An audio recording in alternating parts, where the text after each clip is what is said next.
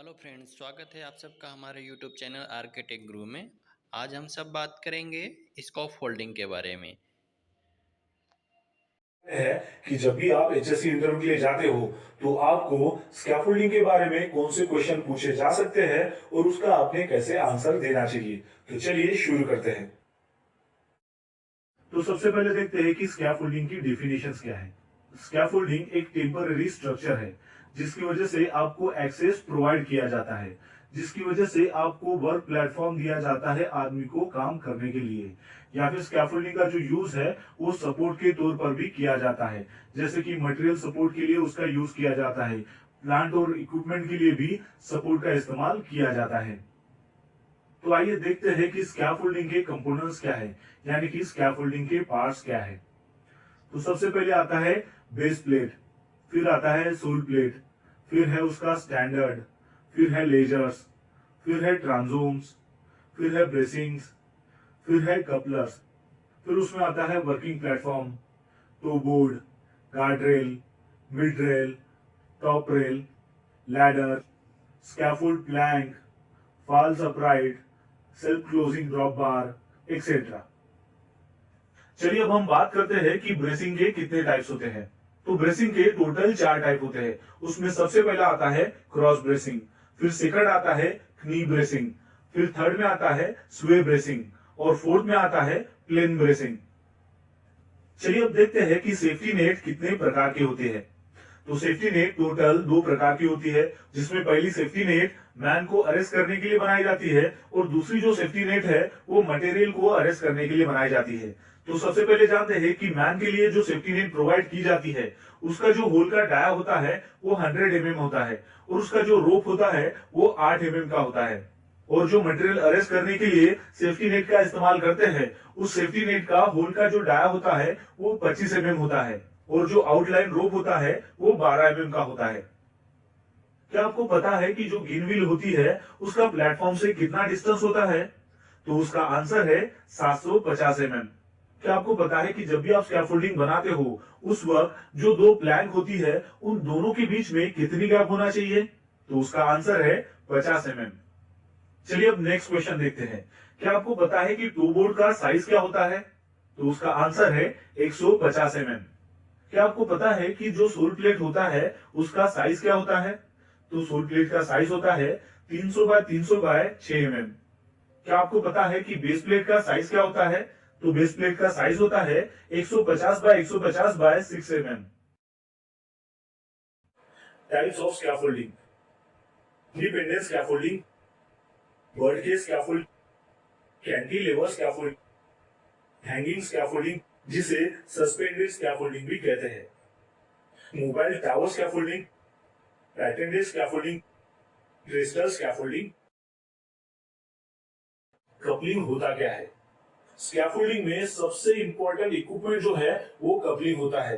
Coupling का जो इस्तेमाल है वो एक पाइप से दूसरी पाइप को कनेक्ट करने के लिए या फिर स्ट्रक्चर को कनेक्ट करने के लिए किया जाता है। चलिए अब जानते हैं कि टाइप्स ऑफ कपलिंग यानी कि क्लैम्प्स कितने होते हैं। तो सबसे पहला है सिंगल कपलर यानी कि फुट लॉक कपलर, फिर उसके बाद है प्लैंक कपलर जिसे जाली क्लैम्प भी कहा जाता है और साथ ही साथ उसको बीआरसी भी कहा जाता है। बीआरसी यानी कि बोर्ड रिटेंशन कपलर। फिर उसके बाद है डबल कपलर जिसे राइट एंगल कपलर भी कहा जाता है, यानी कि जिसे फिक्स क्लैम्प भी कहते हैं। फिर उसके बाद है स्विवेल कपलर यानी कि जिसे चालू क्लैम्प भी कहते हैं। फिर उसके बाद है ग्रेडर कपलर जिसे बीम क्लैम्प भी कहा जाता है। फिर उसके बाद है लैडर कपलर। फिर उसके बाद स्लीव कपलर जिसे हम बॉक्स क्लैम्प भी कहते हैं। और फिर उसके बाद आता है जॉइंट पिन। चलिए देखते हैं कि स्कैफोल्डिंग एक्टिविटी के वक्त हमें कौन से हजार्ड का सामना करना पड़ता है और उसमें क्या हजार्ड होते हैं। तो सबसे पहले है फॉल्स फ्रॉम एलिवेशन, एलिवेशन से गिरने का खतरा, स्ट्रक बाय इलेक्ट्रोक्यूशंस। थर्ड है स्कैफोल्ड कोलैप्स, पूरी की पूरी स्कैफोल्ड जो है वो कोलैप्स हो सकती है। बैड प्लैंकिंग यानी कि जो प्लैंक से अगर आपने बराबर अगर नहीं रखे हैं तो भी वो एक हजार्ड है। फिर है फॉलिंग ऑफ मटेरियल, कोई भी जो चीज है स्कैफोल्डिंग के ऊपर से नीचे गिर सकती है। फॉलिंग ऑफ टूल्स, कोई भी लूज मटेरियल या फिर टूल्स अगर आप यूज कर रहे हो तो वो भी टूल्स ऊपर से नीचे गिरने का खतरा है। लूज सॉइल, अगर सॉइल लूज है उसके ऊपर अगर आप स्कैफोल्ड बना रहे हो तब भी वो स्कैफोल्ड गिरने का खतरा है, यानी कि लूज सॉइल जो है वो एक हजार्ड है। एक्सकैवेशन नियर द स्कैफोल्ड, यानी कि जहां पर भी स्कैफोल्ड खड़ी की गई है उसके नजदीक अगर मान लो कोई एक्सकैवेशन होता है तब उस एक्सकैवेशन से वो स्कैफोल्ड गिरने का खतरा है, यानी कि एक्सकैवेशन नियर द स्कैफोल्ड ये एक हजार्ड है। इनकॉम्पिटेंट स्कैफोल्डर, यानी कि जो स्कैफोल्डर नहीं है, जिसको उस काम के बारे में जानकारी नहीं है, उसके अलावा अगर मान लो दूसरा कोई पर्सन स्कैफोल्डिंग का काम करता है जिसके पास उसकी कॉम्पिटेंसी नहीं है, वो भी एक खतरा है, यानी कि इनकॉम्पिटेंट स्कैफोल्डर। तो चलिए देखते हैं कि स्कैफोल्डिंग के वक्त कौन से प्रिकॉशंस लेने की आपको जरूरत है। तो सबसे पहले देखते हैं कि प्रोटेक्शन फ्रॉम फॉल्स, यानी कि गिरने से बचने के लिए आपको क्या करना है। तो गिरने से बचने के लिए आपको सबसे पहले गार्डरेल लगानी है। तो गार्डरेल में क्या क्या आता है, तो टू बोर्ड्स आते हैं, मिड रेल आते हैं, टॉप रेल आते हैं। इस प्रकार आपको गार्डरेल करना है ताकि कोई भी पर्सन को ऊपर से नीचे गिरने से आप बचा सको। और सेकंड आता है पर्सनल फॉल अरेस्ट सिस्टम, उसमें आता है एंकरेज, यानी कि आप जहां पर काम कर रहे हो उसका एंकरिंग पॉइंट सही होना चाहिए। जो भी आप जहां पर भी स्कैफोल्डिंग का काम कर रहे हो उसके लिए प्रॉपर लाइफलाइन होनी चाहिए ताकि आप अपना फुल बॉडी हार्नेस उसमें हैंग कर सको।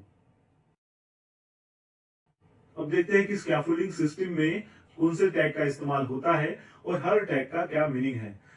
तो स्कैफोल्डिंग एक्टिविटी वक्त टोटल 3 टैग का इस्तेमाल होता है। एक है ग्रीन, दूसरा है येलो और तीसरा है रेड। ग्रीन टैग का ये मीनिंग होता है कि सेफ फॉर यूज, यानी कि जो भी स्कैफोल्ड को ग्रीन टैग लगा हुआ है वो स्कैफोल्ड सेफ है और वो काम करने के लिए इस्तेमाल कर सकते हैं। दूसरा है येलो। येलो टैग का मीनिंग ये होता है कि उस स्कैफोल्ड में कुछ मॉडिफिकेशन करना है और उस येलो टैग में केवल स्कैफोल्डर पर्सन ही काम कर सकते हैं जो कॉम्पिटेंट पर्सन है। और थर्ड वन है रेड टैग। रेड टैग यानी कि कोई भी स्कैफोल्ड इरेक्शन करने से पहले हमें रेड टैग पुटअप करना पड़ता है ताकि जो भी ऑथराइज पर्सन से कॉम्पिटेंट पर्सन से जो भी स्कैफोल्डर है वही उसके ऊपर काम कर सके जब तक स्कैफोल्ड कंप्लीट नहीं हो जाती। उसके अलावा दूसरा कोई भी पर्सन उस स्कैफोल्ड के ऊपर काम नहीं कर सकता। चलिए अब जानते हैं कि स्कैफोल्डिंग का इंस्पेक्शन किस प्रकार किया जाता है और उसमें क्या क्या पॉइंट्स जो है वो आपको चेक करना बहुत ही जरूरी है। तो सबसे पहले आपको चेक करना है कि जो भी स्कैफोल्ड जहां पर बनाई है उसका ग्राउंड लेवल किस कंडीशंस का है वो आपको चेक करना है और इंश्योर करना है कि उसका जो ग्राउंड लेवल है वो सॉलिड फॉर्म होना चाहिए और प्रॉपरली लेवल कंडीशंस में होना चाहिए। फिर सेकंड आपको चेक करना है उसका सोल प्लेट, यानी कि इंस्पेक्शन के दौरान आपको देखना है कि उसका सोल प्लेट क्या है। सोल प्लेट का एक स्टैंडर्ड साइज आता है, वो होता है 300 बाय 300 बाय 6 mm, यानी कि उसका लेंथ जो है वो 300 mm का होता है, विड्थ जो है वो 300 mm का होता है और हाइट जो है वो 6 mm की होती है। तो ये जो है ये सोल प्लेट का स्टैंडर्ड साइज होता है, उस प्रकार आपको उसको चेक करना है। फिर आपको देखना है कि उसका जो बेस प्लेट है उसको आपको चेक करना है। उसमें भी आपको ये चेक करना है कि वो जो बेस प्लेट है वो डायरेक्ट जमीन पर नहीं होना चाहिए, वो सोल प्लेट के ऊपर होना चाहिए और उस बेस प्लेट का जो साइज है वो 150 बाय 150 बाय 6 mm का होना चाहिए, यानी कि उसकी जो लेंथ है वो 150 mm होना चाहिए, विड्थ जो है वो 150 होना चाहिए और उसकी जो हाइट है वो 6 mm होना चाहिए। फिर आपको चेक करना है कि उसका जो स्टैंडर्ड है वो अच्छी कंडीशंस में है कि नहीं है और वो जो स्टैंडर्ड्स है वो लेवल है कि नहीं है वो भी आपको चेक करना है। फिर आपको देखना है कि जो भी लेजर्स वहां पर लगाए गए हैं वो प्रॉपरली क्लैंप है कि नहीं है वो भी आपको देखना है। फिर आपको देखना है कि जो भी ट्रांसोम्स वहां पर यूज किए गए हैं वो जो ट्रांसोम्स है वो अच्छी कंडीशंस में है और वो प्रॉपरली जो है वो उसको टाइट किया गया है। फिर आपको देखना है कि जो भी कपलर्स वहां पर इस्तेमाल किए गए हैं वो कहीं पर लूज तो नहीं है वो भी आपको देखना है और इंश्योर करना है कि वो जो सारे कपलर्स है वो टाइट किए गए हैं। फिर आपको देखना है कि जो भी प्लैंक्स वहां पर इंस्टॉल किए गए हैं वर्किंग प्लेटफॉर्म के लिए, यानी कि जिसे हम बोर्ड भी कहते हैं, तो वो अच्छी कंडीशंस में है और वो जो वर्किंग प्लेटफॉर्म है वो टोटली कवर किया गया है और वो जो प्लैंक्स है उनके बीच में ज्यादा गैप नहीं होनी चाहिए ताकि उसमें से कोई भी जो टूल्स है वो नीचे गिर ना सके। फिर उसके बाद आपको इंस्पेक्ट करना है टू बोर्ड को, यानी कि उस वर्किंग प्लेटफॉर्म में टू बोर्ड अवेलेबल है क्या वो आपको इंश्योर करना है और वो जो टू बोर्ड है उसका जो हाइट है वो 6 इंच होना चाहिए, यानी कि 150 mm उसका हाइट होना चाहिए। फिर उसके बाद आपको देखना है कि जो भी गार्डरेल्स वहां पर लगाए गए हैं, जो स्टैंडर्ड उसकी हाइट है वो मेंटेन की गई है। गार्डरेल को टॉप रेल भी कहते हैं और टॉप रेल की जो हाइट है वो होती है 950 mm से लेकर 1200 mm तक। तो वो जो हाइट है वो वहां पर मेंटेन है कि नहीं है वो आपको चेक करना है।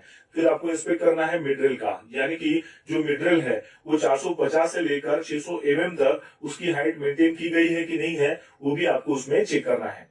फिर उसके बाद आपको इंस्पेक्ट करना है लैडर का, और आपको उसमें चेक करना है कि वो जो लैडर है वो 75 डिग्री में मेंटेन किया है कि नहीं किया, वो आपको चेक करना है। साथ ही में आपको देखना है कि उसका जो रेशियो है वो 4:1 है कि नहीं है। फिर उसके बाद आपको ये भी ध्यान में रखना है कि लैडर का जहां पर लैंडिंग प्लेटफॉर्म है उससे उसकी जो हाइट है वो मिनिमम 1 मीटर अप होना चाहिए, और मिनिमम उसमें 3 रंग्स होना चाहिए, ताकि जब भी उसका इस्तेमाल आप करो तो ऊपर से जब कोई भी पर्सन नीचे आए या फिर नीचे से कोई भी पर्सन अगर ऊपर जाए तो वो इजिली उस लैडर का इस्तेमाल करे और वो सेफली उस प्लेटफॉर्म पर रीच हो सके। तो ये जो सारे पॉइंट्स जो है जो हमने यहाँ पर देखे हैं वो अगर अच्छे से इंस्टॉल किया गया है तभी वहां पर ग्रीन टैग लगेगा, और ये जो ग्रीन टैग है ये स्कैफोल्डिंग इंस्पेक्टर के द्वारा ही दिया जाता है, और वही एक ऑथराइज पर्सन है जो इस स्कैफोल्डिंग को चेक करेगा और फिर उसके अनुसार वहां पर टैग पुटअप करेगा, यानी कि उसे स्टेटस ऑफ टैग कहते हैं। आपको और एक बात यहाँ पर ध्यान में रखनी है कि स्कैफोल्डिंग इंस्पेक्टर के अलावा कोई भी एम्प्लॉय उस स्कैफोल्डिंग में टैग डालने के लिए ऑथराइज नहीं होता है। फिर उसके बाद का सवाल आपसे पूछा जा सकता है कि जो भी स्कैफोल्ड है उसका हम सेफ वर्किंग लोड कैसे कैलकुलेट करेंगे। तो सबसे पहले हमें पता होना चाहिए कि स्कैफोल्ड का जब भी हमें सेफ वर्किंग लोड कैलकुलेट करना है तो उसका एक फार्मूला होता है। तो उसका फार्मूला कुछ इस प्रकार है, dead load plus 4 multiply by live load, यानी कि जो भी लाइव लोड है उसको आपको 4 से मल्टीप्लाई बाय करना है और फिर उसमें ऐड करना है डेड लोड। तो चलिए जानते हैं कि ये डेड लोड होता क्या है और ये लाइव लोड होता क्या है। अब डेड लोड में क्या होता है कि जो स्कैफोल्ड के जो कंपोनेंट्स है उसका जो वेट है प्लस जो वर्किंग प्लेटफॉर्म है उसका जो वेट है, इन दोनों का वेट जब ऐड किया जाता है तो उसे डेड लोड कहते हैं। और लाइव लोड किसे कहते हैं कि जो वर्कर्स है वहां पर काम कर रहा उसका वेट कितना है, फिर उस पर कौन सा मटेरियल रखा हुआ है और उसका वेट कितना है, और फिर उसके बाद वो स्कैफोल्ड के ऊपर जो भी टूल्स रहेंगे उसका भी आपको वेट पता होना चाहिए। जब ये तीनों चीजें आपको पता हो जाएगी तब आप लाइव लोड इजीली निकाल सकते हो। तो चलिए अब देखते हैं एक स्कैफोल्ड का एग्जांपल और देखते हैं कि उसका सेफ वर्किंग लोड हम कैसे कैलकुलेट करते हैं। मान लीजिए कि आपके सामने ये जो स्कैफोल्ड है इसका जो डेड लोड है वो है 200 kg, यानी कि वो डेड लोड कैसे आया, तो उसमें जो स्कैफोल्ड के कंपोनेंट्स है उसका उसमें वेट हो गया और वो जो वर्किंग प्लेटफॉर्म है उसका उसमें वेट हो गया। अब ये दोनों का वेट हमने कैलकुलेट किया और वो हो गया 200 kg, यानी कि अपना डेड लोड कितना हो गया 200 kg। अब कंसीडर करते हैं कि इसका लाइव लोड कितना है। मान लीजिए कि ये जो स्कैफोल्ड है इसके ऊपर दो वर्कर काम कर रहे हैं। एक वर्कर का जो वेट है वो है 70 kg और दूसरे वर्कर का जो वेट है वो है 60 kg, और मटेरियल जो है वो है 2000 kg, और वहां पर जो टूल्स है वो है 200 kg। अभी हमें पता चल गया कि हमारा डेड लोड क्या है और लाइव लोड क्या है। लाइव लोड जो है हमने कंसीडर किया इसमें कि दो वर्कर है, उसका जो है हमने वेट कैलकुलेट किया, फिर मटेरियल का वेट कैलकुलेट किया और फिर टूल्स का वेट कैलकुलेट किया। तो चलिए अब जो ये सारे वेट्स है ये हम फार्मूला में पुटअप करते हैं और देखते हैं कि स्कैफोल्डिंग का सेफ वर्किंग लोड कितना आता है। तो सबसे पहले हमारा जो फार्मूला है वो है dead load plus 4 multiply by live load. तो यहाँ पर डेड लोड हमने कितना लिया है 200 kg, तो 200 kg plus bracket 4 multiply by live load आएगा। तो यहाँ पर लाइव लोड हमें कैसे कैलकुलेट करना है, तो सबसे पहले हमें ये जो वर्कर्स काम कर रहे हैं इनका हमें वेट लिखना पड़ेगा, यानी कि 70 kg plus 60 kg plus 200 kg plus 2000 kg, तो इसका जो टोटल आएगा वो आएगा 9520। तो 9520 जो है वो केजी में रहेगा, यानी कि वो जो स्कैफोल्ड है उसकी safe working load capacity 9520 KG है। चलिए अब इस केजी को हम टन में कन्वर्ट करते हैं। तो उसके लिए हमें क्या करना पड़ेगा कि ये जो केजी है जो 9520 केजी है इसको हमें डिवाइड करना पड़ेगा 1000 से। जब हम इसको 1000 से डिवाइड करेंगे तो उसका रिजल्ट आएगा 9.52, यानी कि 9.52 टन उस स्कैफोल्डिंग का सेफ वर्किंग लोड कैपेसिटी है। फिर उसके बाद का सवाल आपसे पूछा जा सकता है कि स्कैफोल्डिंग को कौन इरेक्ट कर सकता है। तो उसके लिए आपको सिंपली आंसर देना है कि सर्टिफाइड जो स्कैफोल्ड होते हैं वही ऑथराइज होते हैं स्कैफोल्डिंग को इरेक्ट करने के लिए।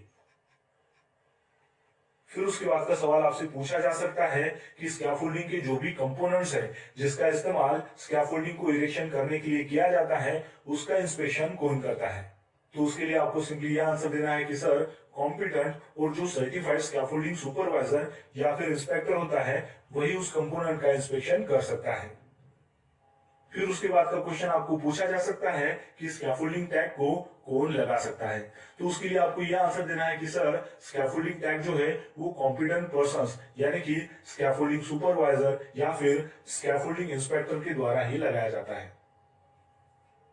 फिर उसके बाद का क्वेश्चन आपको पूछा जा सकता है कि स्कैफोल्डिंग टैग के ऊपर कौन सी जो डिटेल्स है वो दी रहती है।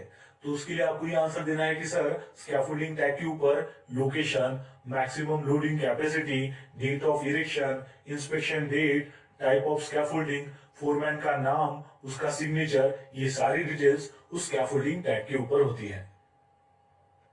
फिर उसके बाद का सवाल आपसे पूछा जा सकता है कि किस कंडीशन में स्कैफोल्डिंग का इरेक्शन आप नहीं कर सकते हो। तो उसके लिए आपको यह आंसर देना है कि सर एक्सट्रीम अगर वेदर हो जैसे कि स्ट्रॉन्ग विंड हो या फिर रेन हो उस कंडीशन में स्कैफोल्डिंग का इरेक्शन नहीं करना है। ग्राउंड अगर स्टेबल ना हो उस कंडीशन में भी स्कैफोल्डिंग का इरेक्शन नहीं करना है।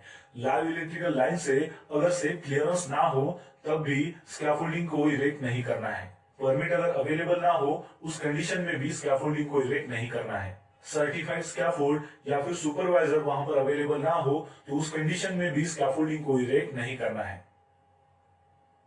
फिर उसके बाद का सवाल आपसे पूछा जा सकता है कि जो स्कैफोल्डिंग प्लेटफॉर्म होता है उसके ऊपर जो स्कैफोल्डिंग जो एडजेसेंट प्लैंक्स होती है यानी कि दो एडजेसेंट जो प्लैंक्स होती है उसमें मिनिमम ओवरलैपिंग कितनी होनी चाहिए। तो उसके लिए आपको यह आंसर देना है कि सर उसमें 12 इंच से कम ओवरलैपिंग नहीं होनी चाहिए। फिर उसके बाद का सवाल आपसे पूछा जा सकता है कि गार्डरेल सिस्टम यानी कि क्या होता है। तो उसके लिए आपको यह आंसर देना है कि सर गार्डरेल सिस्टम यानी कि ये एक बैरियर होता है जिसमें top rail, mid rail, toe guard और वर्टिकल अपराइड होते हैं जो प्रिवेंट करता है स्कैफोल्डिंग प्लेटफॉर्म के ऊपर आदमी को नीचे गिरने से या फिर मटेरियल को नीचे गिरने से। फिर उसके बाद का क्वेश्चन आपसे पूछा जा सकता है कि टू बोर्ड यानी कि क्या होता है। तो उसके लिए आपको यह आंसर देना है कि सर टू बोर्ड यानी कि ऐसा बैरियर होता है जो प्लेटफॉर्म के साइड्स को सिक्योर करता है और उस प्लेटफॉर्म को वो गार्ड के जरिए सिक्योर करता है और वो जो गार्ड है वो मटेरियल फॉल होने से, टूल्स को फॉल होने से या फिर अदर जो भी ऑब्जेक्ट्स है उसको फॉल होने से बचाता है। फिर उसके बाद का सवाल आपसे पूछा जा सकता है कि टू बोर्ड की मिनिमम हाइट कितनी होनी चाहिए। तो उसके लिए सिंपली आपको यह आंसर देना है होनी चाहिए। फिर उसके बाद का सवाल आपसे पूछा जा सकता है कि प्लेटफॉर्म से टॉप रेल जो है उसकी हाइट कितनी होनी चाहिए। तो उसके लिए आपको सिंपली आंसर देना है कि सर टॉप रेल की जो हाइट है वो प्लेटफॉर्म से 38 से लेकर 45 इंचेस तक होनी चाहिए। फिर उसके बाद का सवाल आपसे पूछा जा सकता है कि स्कैफोल्ड के ऊपर जो एक्सेस के लिए लैडर प्रोवाइड की जाती है तो उसकी क्या रिक्वायरमेंट होती है। तो उसके लिए आपको यह आंसर देना है कि सर स्कैफोल्डिंग प्लेटफॉर्म जो है उसकी अगर हाइट 2 फीट से ऊपर है या फिर कम है लेकिन वहां पर पॉइंट ऑफ एक्सेस नहीं है तो उस कंडीशन में एक्सेस प्रोवाइड कराना है। और जब हम एक्सेस के लिए लैडर का इस्तेमाल करते हैं तो हमें देखना होता है कि उस लैडर में बॉटम का जो रंग है उसकी जो हाइट है वो 24 इंच के ऊपर नहीं होनी चाहिए। लैडर को जो है वो आपको करेक्ट एंगल में प्लेस करना है जैसे कि 75 डिग्री उसका जो एंगल है। लैडर को आपको दोनों साइड से टाई करना है लेकिन उसके रंग के साथ उसको टाई नहीं करना है। फिर उसके बाद आपको मेक श्योर करना है कि जो लैडर है वो 1 मीटर सेफ डिस्टेंस में एक्सटेंड होनी चाहिए लैंडिंग स्टेज से या फिर लैंडिंग प्लेटफॉर्म से। फिर उसके बाद आपको देखना है कि लैडर में कोई भी डैमेज नहीं होना चाहिए या फिर वो जो लैडर है वो पेंटेड नहीं होनी चाहिए। और फिर उसके बाद लैडर की जो भी एक्सेस है उसमें टैग होना चाहिए। तो ये जो सारी रिक्वायरमेंट्स है ये आपको उनको बताना है। फिर उसके बाद का क्वेश्चन आपसे पूछा जा सकता है कि कौन से सर्कमस्टेंसेस में फॉल प्रोटेक्शन सिस्टम का इस्तेमाल किया जाता है। तो उसके लिए आपको यह आंसर देना है कि सर हाइट अगर 1.8 मीटर से ज्यादा हो और वहां पर अगर गिरने का खतरा हो तो वहां पर एज अरेस्टर करके फॉल प्रोटेक्शन का इस्तेमाल करना चाहिए। फिर उसके बाद का क्वेश्चन आपसे पूछा जा सकता है कि वॉकवे की मिनिमम वेट कितनी होनी चाहिए। तो उसके लिए आपको यह आंसर देना है कि सर वॉक के लिए जो मिनिमम विड्थ है वो 18 इंचेस की होनी चाहिए। फिर उसके बाद का क्वेश्चन आपसे पूछा जा सकता है कि स्कैफोल्डिंग प्लेटफॉर्म के ऊपर कौन से मटेरियल जो है वो आप प्लेस कर सकते हो, यानी कि उसके ऊपर रख सकते हो। तो उसके लिए आपको यह आंसर देना है कि सर स्कैफोल्डिंग प्लेटफॉर्म के ऊपर जो भी कंस्ट्रक्शन एक्टिविटीज में लगने वाले मटेरियल है वो हम रख सकते हैं, लेकिन ये डिपेंड होता है कि स्कैफोल्डिंग की लोड बेयरिंग कैपेसिटी कितनी है। मतलब जब हम ये एश्योर कर लेंगे कि लोड बेयरिंग कैपेसिटी उस स्कैफोल्डिंग की उस मटेरियल के लिए सेफ है, तभी हम वो मटेरियल उस स्कैफोल्डिंग प्लेटफॉर्म के ऊपर रख सकते हैं। फिर उसके बाद का सवाल आपसे पूछा जा सकता है कि लैडर को कौन से कलर से आपने पेंट करना चाहिए। तो उसके लिए आपको आंसर देना है कि सर लैडर को कभी भी किसी भी कलर से पेंट नहीं करना चाहिए, वो अलाउ नहीं होता है। फिर उसके बाद का सवाल आपसे पूछा जा सकता है कि जो भी मूविंग स्कैफोल्ड है या फिर मोबाइल स्कैफोल्ड है उसके ऊपर अगर आपको काम करना है तो उसकी क्या रिक्वायरमेंट्स होती है। तो उसके लिए आपको यह आंसर देना है कि सर मोबाइल स्कैफोल्ड जो है वो प्रॉपरली प्लम होनी चाहिए, लेवल में होनी चाहिए और स्क्वायर में होनी चाहिए। और उसका जो इस्तेमाल है जिस सरफेस के ऊपर आप कर रहे हो वो सरफेस जो है वो फर्म और लेवल में होना चाहिए, ताकि हम उसकी स्टेबिलिटी जो है वो इंश्योर कर सके। मोबाइल स्कैफोल्ड को हम मैनुअली पुशिंग कर सकते हैं या फिर पुलिंग कर सकते हैं, वो भी उसके बेस के जरिए। मोबाइल स्कैफोल्ड को हम मैनुअली पुश करके मूव कर सकते हैं, लेकिन उस दौरान उस स्कैफोल्डिंग के ऊपर कोई भी पर्सन नहीं होना चाहिए, कोई भी इक्विपमेंट नहीं होना चाहिए या फिर कोई भी मटेरियल उस स्कैफोल्डिंग प्लेटफॉर्म के ऊपर नहीं होना चाहिए जब आप उसको पुश कर रहे हो या फिर शिफ्ट कर रहे हो। और फिर उसके बाद है कि जब भी आप मोबाइल स्कैफोल्ड का इस्तेमाल करते हो तो उस वक्त जो कास्टर व्हील होते हैं उसको आपको हमेशा लॉक कंडीशन में रखना है। फिर उसके बाद है कि मोबाइल स्कैफोल्डिंग की जो हाइट है वो as compare to mobile scaffold का जो बेस है उससे 4 टाइम्स ज्यादा नहीं होनी चाहिए। और फिर उसके बाद है कि उस मोबाइल स्कैफोल्ड में कंप्लीट गार्डरेल सिस्टम होनी चाहिए। तो ये जो सारी रिक्वायरमेंट्स है ये आपको बतानी है जब भी वो आपसे सवाल पूछेंगे कि मोबाइल स्कैफोल्डिंग के ऊपर जब आपको काम करना है तो उसकी क्या रिक्वायरमेंट होती है। फिर उसके बाद का क्वेश्चन वो आपसे पूछ सकते हैं कि स्कैफोल्डिंग का जो इंस्पेक्शन है वो हमने कब करना चाहिए। तो उसके लिए आपको आंसर देना है कि सर स्कैफोल्डिंग जो है वो जब कंप्लीटली इरेक्शन जब उसका हो जाएगा उसके बाद ही उसको इंस्पेक्शन करना है और फिर उसमें टैग लगाना है। और फिर उसके बाद हर एक वर्क पीरियड के पहले उसको इंस्पेक्शन करना है, या फिर जब भी उसको अल्टर करते हैं यानी कि चेंज करते हैं तब भी उसका इंस्पेक्शन करना है। फिर उसके बाद है कि जब भी उस स्कैफोल्डिंग के ऊपर हेवी रेन होती है या फिर हेवी विंड आती है तो उस टाइम में भी उसका इंस्पेक्शन करना बहुत ही जरूरी है। और फिर उसके बाद है कि जो स्कैफोल्डिंग है उसको हर वीक में एग्जामाइन करना बहुत ही जरूरी है। तो ये सारे पॉइंट्स आपको उनको बताना है। फिर उसके बाद का क्वेश्चन आपसे पूछा जा सकता है कि व्हाट इज लाइफलाइन। तो उसके लिए आपको सिंपल आंसर देना है कि सर लाइफलाइन एक ऐसा कंपोनेंट है कि जिसमें फ्लेक्सिबल लाइन होती है, और ये जो फ्लेक्सिबल लाइन होती है ये कनेक्ट होती है दोनों एंड से, यानी कि इसको एंकरिंग किया जाता है एक एंड में जहां पर ये वर्टिकली हैंग होती है और उसको कनेक्ट किया जाता है दूसरे एंकरिंग पॉइंट में, और फिर उस लाइन को हॉरिजेंटली जो है वो स्ट्रेच किया जाता है। और वो इसलिए किया जाता है ताकि जो अदर कंपोनेंट्स है जैसे कि पर्सनल फाल अरेस्ट सिस्टम की जो भी कंपोनेंट्स है वो उसमें एंकरेज कर सके। फिर उसके बाद का क्वेश्चन आपसे पूछा जा सकता है कि लाइफलाइन का जो सेफ एंकरेज पॉइंट है वो हम कैसे कैलकुलेट कर सकते हैं। तो उसके लिए आपको यह आंसर देना है कि सर लाइफलाइन जब भी यूज होती है तो उसको हमेशा सेफ पॉइंट में ही फिक्स करना है, और उसका जो एंकरेज है वो कैपेबल होना चाहिए सपोर्टिंग के लिए 2300 केजी पर पर्सन, यानी कि एक पर्सन का उसमें लोड उठाना चाहिए 2300 केजी। और वो जो लाइफलाइन है वो प्रोटेक्टेड होनी चाहिए किसी भी शार्प एजेस से या फिर एब्रेशन से। सेफ एंकरेज पॉइंट में जो है वो स्ट्रक्चरल मेंबर होना चाहिए जिसका मिनिमम 4 इंच जो है वो डाया होना चाहिए, लेकिन उसके लिए आपको गार्डरेल का इस्तेमाल नहीं करना है, ना ही किसी पाइपिंग सिस्टम के जिसका स्मॉल डाया हो उसको आपको एंकरिंग करना है, या फिर जो भी इलेक्ट्रिकल कंड्यूक्ट है उसको भी आपको एंकर नहीं करना है, या फिर जो भी आउटरिगर बीम्स है या फिर काउंटर वेट है उसको भी आपको एंकर नहीं करना है। ये जो सेफ एंकरेज पॉइंट है ये हमेशा वायर रोप स्लिंग से ही बनना चाहिए जिसका डाया 10 mm होना चाहिए। हॉरिजेंटल जो लाइफ लाइन है वो हमेशा हाईएस्ट जो फ्लेक्सिबल पॉइंट होता है वहां पर उसको इंस्टॉल करना है, खासतौर से अपना जो शोल्डर होता है उसके ऊपर इसकी हाइट होनी चाहिए। फिर उसके बाद है कि लाइफलाइन को आपको अच्छे से मेंटेन करना है और ये इंश्योर करना है कि लाइफलाइन के दोनों जो अटैचमेंट पॉइंट्स है उसके बीच में यानी कि हर एक 10 मीटर पर उसके सेंटर में होने वाला जो भी सैग है वो 30 सेंटीमीटर से ज्यादा नहीं होना चाहिए। तो ये जो सारे पॉइंट्स है ये आपको बताने हैं। फिर उसके बाद आपको ये भी सवाल पूछा जा सकता है कि मोबाइल स्कैफोल्डिंग के बाद कौन से हजार्ड्स होते हैं। तो उसमें आपको ये बताना है कि सर स्कैफोल्डिंग जो है वो कोलैप्स हो सकती है, एक्सीडेंटल मूवमेंट हो सकता है उस मोबाइल स्कैफोल्ड का, मोबाइल जो स्कैफोल्ड है वो टॉपलिंग हो सकता है, मोबाइल स्कैफोल्ड में जो भी व्हील्स लगे हैं उसको अगर मान लो अनलॉक नहीं किया और उस कंडीशन में अगर उसको मूव कर रहे हैं तो वो भी एक हजार्ड है। फिर उसके बाद है कि उस मोबाइल स्कैफोल्ड में अगर ऊपर में स्टैंडिंग प्लेटफॉर्म में अगर पर्सन है और फिर अगर उस मोबाइल स्कैफोल्ड को अगर आप मूव करने की कोशिश कर रहे हो तो वो भी एक हजार्ड है। और फिर है कि मोबाइल स्कैफोल्ड जहां पर है उसके नजदीक या फिर कोई भी ओवरहेड पावर लाइंस है और उसके कांटेक्ट में अगर वो स्कैफोल्ड आती है तो वो भी एक हजार्ड है। फिर उसके बाद आपको ये भी क्वेश्चन पूछा जा सकता है कि मोबाइल स्कैफोल्डिंग में कौन से प्रिकॉशंस लेने पड़ते हैं। तो सबसे पहले आपको ये बताना है कि जो भी स्कैफोल्ड है उसके ऊपर ग्रीन टैग है कि नहीं है वो सबसे पहले हमें चेक करना है।